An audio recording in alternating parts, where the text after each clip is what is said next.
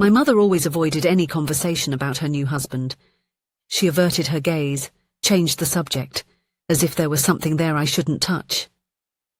A silent discomfort grew inside me, until one day I decided to go to her house unannounced.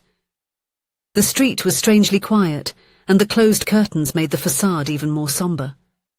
When I climbed the 3 steps of the porch, a violent crash echoed inside, cutting through the air like a warning. My heart leapt to my throat. I pushed the door open, trembling, and inside, before me, there she was. Hello, my friends. I am Linda, and this is Linda Love Stories. I hope you enjoy this story.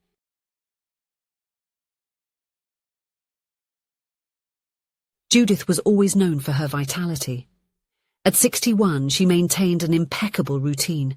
She woke up at 6 in the morning, kept her grey hair in an elegant short cut, and by 7, she was already at the Spring Club a few blocks from home. There she walked for an hour, participated in a stretching class, and inevitably ended up at the coffee table, where some colleagues were waiting for her for the daily ritual of coffee and conversation. Judith's life had found this rhythm after 10 years of widowhood. Her husband had passed away as suddenly as devastatingly, a massive heart attack during sleep. Their 40-year marriage, built with mutual complicity and respect, had ended without goodbyes. On the living room shelf, on a lace cloth she had embroidered herself, stood the silver picture frame with the wedding photo. Beside it, a small vase always with fresh flowers, a ritual of love and memory that Judith never abandoned. In the first years after the loss, this routine of tending to memories was her only solace. Her 3 children, Jessica, the eldest and pragmatic, who managed a small business; Richard, the middle child, a university professor living in another city; and Megan, the youngest, a designer working from home, visited her regularly, but had their own lives. Judith never wanted to be a burden, so she learned to manage on her own, filling her days with small tasks and activities that gave meaning to her time. It was on an ordinary Tuesday that fate put Charles in her path. It had rained the night before, and Judith, lost in her thoughts, almost slipped in a puddle at the entrance of the club. A firm hand caught her by the elbow. "Careful there, my lady. The floor is treacherous today," said a deep and kind voice. Judith turned to thank him and met warm brown eyes on a time-worn face. Charles, 65 years old, was new to the club. He had recently moved to the neighbourhood after retiring as an engineer. A widower for 5 years, he carried on his shoulders the loneliness of one accustomed to dining alone and talking to the walls. The chance encounter turned into an invitation for coffee. A simple conversation about the weather became an exchange of stories about children and grandchildren. A see you tomorrow at the farewell paved the way for walks side by side, occasional lunches, and over time nightly phone calls where both confessed that the silence of the house sometimes weighed too heavily. 4 months after that first meeting, Judith realized she was smiling more. She brushed her hair with more care before going out. She wore the perfume she had kept on the dresser for years. Life was gaining colours that had faded, and this both scared and delighted her in equal measure. When she decided to tell her children about Charles, she imagined she would be sharing good news. She organised a Sunday lunch, prepared the pasta everyone loved, and at the end, when she served the coffee, she casually mentioned that she was getting to know someone special. The silence that followed was like a blow to the chest. "Mother, are you sure? You barely know this man." Jessica was the first to react, frowning as she did when she was a child and disagreed with something. "Don't you think you're moving too fast?" Richard added, adjusting his glasses with a professorial air. "We need to know him first, find out who he is, what his intentions are." Megan, who was usually the most understanding, just looked at the empty plate and murmured, "Dad would have been 70 next month." The words hung in the air, laden with unspoken judgment. Judith felt a tightness in her chest. She hadn't expected immediate approval, but neither was she prepared for the veiled resistance, for the expressions of concern that barely hid the disapproval. "I'm not asking for permission," she finally replied, her voice steadier than she felt inside. "I'm just sharing something that has been good for me." Charles is a good, respectful man. Getting to know him has brought lightness to my days. Mum, we just don't want you to suffer, Jessica said, softening her voice. You know how people of that age can have health problems, dependencies. You took care of Dad for so long when he got sick before the heart attack. Do you really want to go through that again? What if he's interested in your house, your retirement? Richard added, always pragmatic. Judith felt her face burn. It was as if suddenly her children saw her as a child incapable of making decisions, or worse, as a senile old woman easily manipulated. The lunch ended earlier that day, with empty promises of, we just want what's best for you, and we'll get to know him better. 3 weeks later, Judith announced that she and Charles had decided to get married. It was a simple ceremony at the registry office, with only friends as witnesses. None of the children attended, claiming last-minute commitments, although Judith knew it was their way of silently protesting. The following months were filled with attempts at reconciliation. The children, realizing they had hurt their mother, began visiting more frequently, bringing gifts and disguised apologies.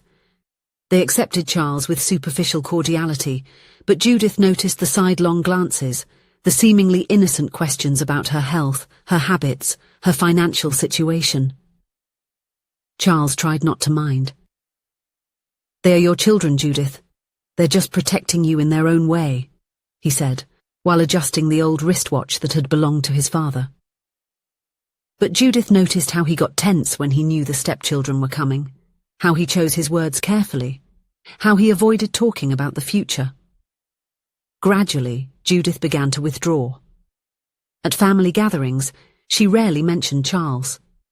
When asked how he was, she would respond with a brief, "He's fine," and change the subject. She started going alone to the celebrations at her children's houses, explaining that Charles was a little unwell, or dealing with some matters. What she didn't share was that in recent weeks Charles really wasn't well. It all started with a slight dizziness after lunch, followed by leg pains he attributed to over-exercise. On a Sunday, while helping Judith change a light bulb, he lost his balance and fell off the ladder, hitting his hip hard. The doctor recommended rest and tests, suspecting something more serious than a simple fall. Judith took on all the care duties. She helped him bathe, prepared the special meals recommended by the doctor, administered the medication at the correct times, and changed the bandages on the hip wound. During calls with the children, when they asked about her evident fatigue, she would evade the topic. She feared hearing "I told you so," or worse, seeing that confirming gleam in their eyes, as if Charles's illness were just the fulfillment of a foretold prophecy. On a rainy Tuesday, Megan decided to stop by her mother's house unannounced. She was concerned about Judith's distancing in recent weeks. The video calls were getting shorter, the messages briefer.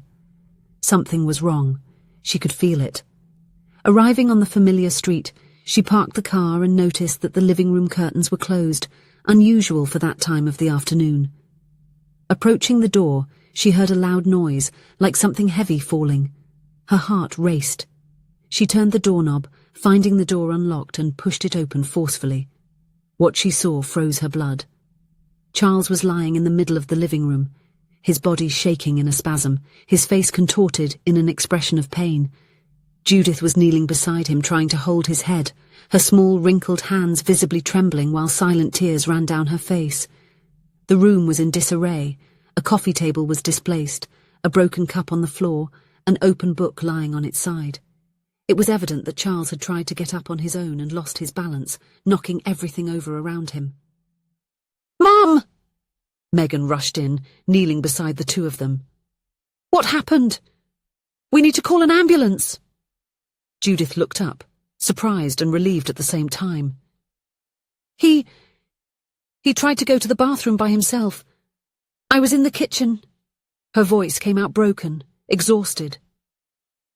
Megan quickly called emergency services on her cell phone while helping to stabilize Charles, who was now breathing with difficulty. Only then did she notice the details around, the medications organized on the sideboard, the special cushions on the sofa, the sheets folded on a chair, ready for a possible change. In the kitchen, visible through the open door, a small pot with what seemed to be a light soup, easy to swallow. When the paramedics arrived and began attending to Charles, Megan pulled her mother into a hug. Judith collapsed against her daughter's chest, as if she could finally release the weight she was carrying. "Why didn't you tell us, Mum?" Megan asked softly, brushing a lock of grey hair away from her mother's tired face. "We could have helped." Judith wiped away a tear with the back of her hand. "You made it so clear what you thought about my marriage to Charles. When he started getting sick, She paused, swallowing hard. "I didn't want to hear that I was paying the price for my stubbornness." The words hit Megan like a punch in the stomach. Suddenly, she saw clearly what they had done. They had turned her mother's new love into something shameful, an error to be hidden. They forced Judith to carry alone a burden that should have been shared. At the hospital, while Charles was undergoing tests, Megan called her siblings.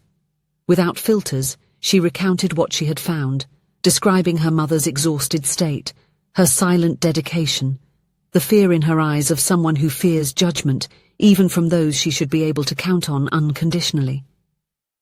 In the days that followed, something changed. Jessica organized a schedule so that one of the children was always present, helping with the care. Richard researched the best specialist for Charles's case, and he was diagnosed with only a hip wear, which would soon improve. Megan transformed the ground floor study into a temporary bedroom so that Charles wouldn't have to climb stairs.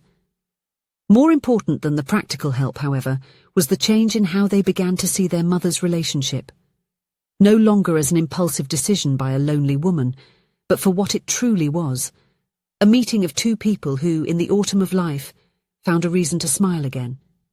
One night, while Charles was sleeping and Judith was resting on the porch, Megan sat beside her with 2 cups of tea. "You know, Mum," he began, looking at the starry sky, "I think we were so used to seeing you as the strong person who always took care of all of us, that we forgot you also have the right to be cared for, to be loved." Judith smiled, a tired but genuine smile. "Do you think I don't understand the risks? I'm more afraid than you are, believe me.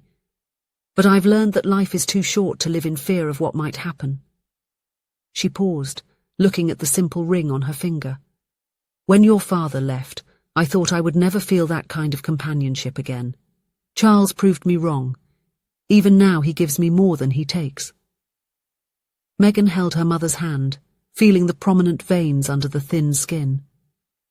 "Sorry for making you feel alone when you needed us the most." Judith squeezed her daughter's hand in response, and they stayed like that for a while, in silence. It wasn't the uncomfortable silence like before, but a silence of understanding, of acceptance, of a love that had finally found its way back. Weeks later, with Charles having recovered, the family gathered for lunch. It wasn't a special occasion, just an ordinary Sunday that became extraordinary by the simple presence of everyone around the table. The conversations flowed naturally, and the laughter was genuine. Judith, watching her children interact with Charles, Richard discussing literature, Jessica comparing recipes, Megan showing photos from her latest trip, felt a peace she hadn't experienced in a long time. They finally realized that family relationships are not one-way streets. They are shared paths that require listening, humility, and respect. And it was in this slow and sometimes uncomfortable process of recognizing faults that something truly began to change. Judith sensed this change even before she saw it. It was no longer veiled criticism or impositions disguised as concern, nor those looks of disapproval that hurt more than any word. They were simple gestures, a spontaneous visit, help offered without any strings attached, a silence that left space for her to express what she felt. Just true presence, just support, just the love that should have been there from the start. A love that learns to embrace even when it doesn't understand. And in that silent reunion, each of them discovered that loving someone is accepting that their life does not belong to us, that wanting the best does not mean controlling, but walking alongside, and that when we stop listening, we risk losing what should always have been protected above all else, the trust of those who loved us first. If you enjoyed the story, please leave a comment with a rating from 1 to 5 to show how much you liked it. Also, watch the video that is now appearing on your screen. See you soon.